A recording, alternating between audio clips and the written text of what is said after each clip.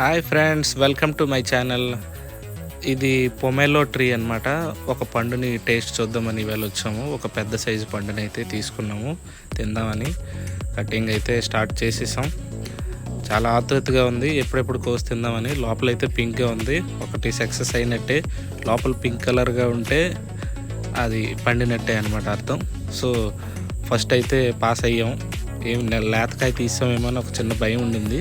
మొత్తానికి కటింగ్ పూర్తయింది. లోపల పల్ప్ చాలా సేఫ్గా ఉంటుంది. దానిపైన స్పాంజ్ లాగా దలసరిగా తొక్కు ఉంటుంది. ఆ తొక్కు మొత్తం చాలా జాగ్రత్తగా తీయాలి, లేదంటే చేదుగా ఉంటుంది. చాలాసేపు యుద్ధం చేసిన తర్వాత మొత్తానికైతే ఈ పని పూర్తయింది. ఆల్మోస్ట్ తీసేసాం తొక్క అంతని. చూసారు కదా, చిన్న సైజు ఫుట్బాల్ లాగా ఎంత ఉందో. వావ్, చాలా పెద్దగా ఉంది. లోపల పల్ప్ కూడాను పెద్ద పల్ప్ ఉంది. కట్ చేసాం, టేస్ట్ చేద్దామని ఎలా ఉంటుందో.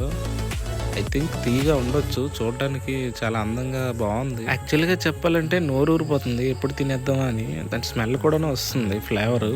మొత్తానికి మీ మ్యాడీ టేస్ట్ చేసేసాడు. వావ్, స్వీట్నెస్ అసలు ఫ్యాంటాస్టిక్.